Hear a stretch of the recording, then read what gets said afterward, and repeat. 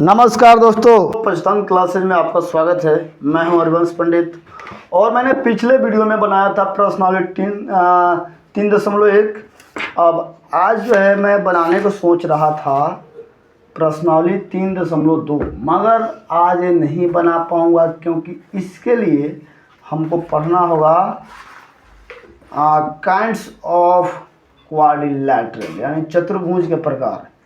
तो दोस्तों आपको शायद पता है कि नहीं है, चतुर्भुज जो है 6 प्रकार के होते हैं और मैं 6 के 6 चतुर्भुज के बारे में आज मैं बताने वाला हूं। तो चलिए हम स्टार्ट करते हैं, आपको बारी बारी करके बताते हैं।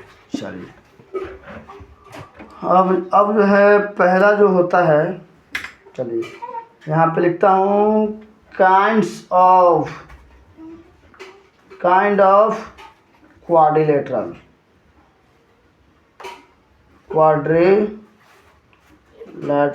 यानी चतुर्भुज के प्रकार, चतुर्भुज के तारकुन है प्रकार।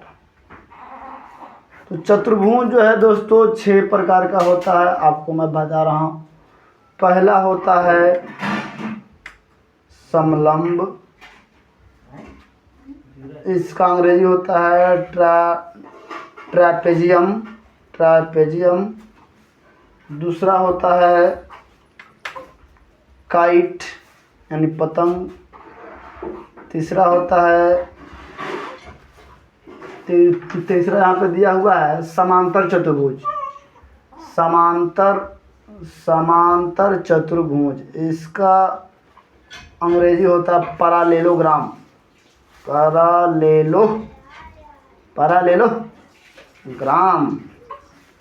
चौथा होता है समचतुर्भुज, इसका अंग्रेजी होता है रोम्बस। और ये चौथा था। अब जो पांचवा होता है आयत का अंग्रेजी होता है रेक्टेंगल।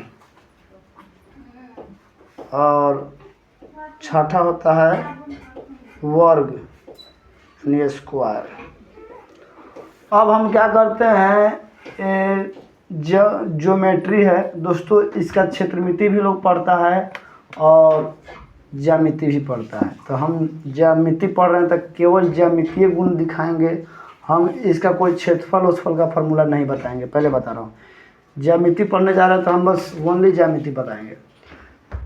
तो फर्स्ट में जो समलंब है, इसका आकार पहले समझिए कि ये आकार कैसा होता है। तो ये कुछ इस तरीके का होता है, ये कुछ इस तरीके का होता है। अब मान लीजिए यहाँ पे ABCD, तो ये दोनों समानांतर होता है, ये दोनों AD समानांतर BC, इसका यही पहचान है। दूसरा चीज, AB और CD समानांतर नहीं होता है। एक और चीज, ये कोण 180 डिग्री का होता है दोनों जोड़ों पर, यानी ये दोनों कोण एक दूसरे के समपूरक होता है। कोण A और कोण B एक दूसरे के समपूरक होता है। समपूरक का मतलब दोस्तों कोण A जोड़ कोण B बराबर 180। ठीक इसी प्रकार ये भी कोण C और कोण D क्या होगा, समपूरक होगा। तो अब इसका आगे चल के अगर क्षेत्रमिति कहीं पढ़ाई होगा आगे चल के, तो इसका क्षेत्रफल भी निकाला जाएगा। ठीक है, अब आगे हम पढ़ते हैं समलंब के बाद काइट। यहाँ पे जगह है मेरे पास। 2 नंबर में है पतंग। पतंग तो आप लोगों ने जो है तो उड़ाया ही होगा। पतंग में दोस्तों पतंग यानी काइट मिस पतंग, हम लोगों ने बचपन से पढ़ते आ रहे हैं काइट मिस पतंग। अब पतंग किस प्रकार का होता है ये देखिए, ये पहले आप कामठा बना दीजिए, कामठा मान के चलिए इस तरीके से बना है, इस तरीके से बना है, ठीक है, इस तरीके से बना है। तो ये जितना लंबाई होगा, मान लीजिए ए डी, उतना ही लंबाई ये ए बी का होगा, और ए बी सी का जितना लंबाई होगा उतना ही लंबाई ये इसका होगा, डी सी का। तो इसमें आप समझिए ए डी बराबर कथी, A B, A B, I C D बराबर बी सी, सी डी बराबर बी सी, कुछ इस प्रकार है। और एक और बात है, पतंग का एक विकर्ण पर बने दोनों कोणों का समद्विभाजित करता है, यानी ये जो खींच रहा है इस कोण को आधा कर रहा है, इस कोण को आधा कर रहा है, समझे। अब आगे पढ़ना, और इस कोण को ये आधा कर रहा है और इस कोण को ये आधा कर रहा है। अब आगे पढ़ना है, इधर पाना, ये नया कापी लाया हूँ, साथी लिखा हुआ इस पे। अगर तीसरा नंबर पढ़ना है समांतर चतुर्भुज, इसको हम समांतर चतुर्भुज हम इस तरीके से लिखते हैं। इसका दोस्तों क्या नियम है, ये दोनों बराबर और समानांतर होना चाहिए। चलिए पहले इसका हम नेमिंग कर लेते हैं, ए बी सी डी, यानी ए बी समानांतर, सॉरी, ए बी समानांतर सी डी, और ये भी समानांतर सी डी तथा ये भी बराबर सी डी, ये दोनों समानांतर भी है और बराबर भी है। इसी प्रकार ए डी समानांतर बी सी तथा ए डी बराबर बी सी, और ये सब एक दूसरे का पूरक होते हैं। यहाँ मान लीजिए कोण ए प्लस कोण बी बराबर 180, कोण बी जोड़ कोण सी बराबर 180, और कोण सी जोड़ कोण डी बराबर 180, और कोण डी जोड़ कोण ए बराबर 180। मतलब एक दूसरे के बगल वाला जो कोण है सब एक दूसरे के क्या होते हैं, समपूरक होते हैं। तो इसको बोलते हैं समांतर चतुर्भुज, समांतर चतुर्भुज, ये सब इसका गुण है। अगला है दोस्तों सम चतुर्भुज, सम चतुर्भुज,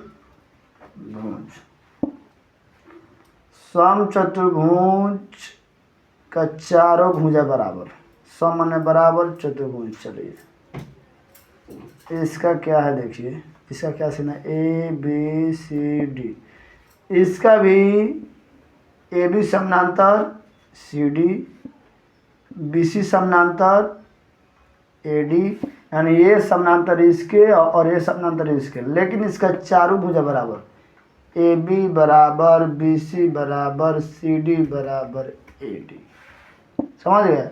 और इसका भी ये जस्ट लाइक ये जो नियम इसमें है ये भी इसका भी है, इसका भी ये चीज़, कोण ए जोड़ कोण बी बराबर 180, कोण बी जोड़ कोण सी बराबर 180, कोण सी जोड़ कोण डी बराबर 180 और कोण डी जोड़ कोण ए बराबर 180।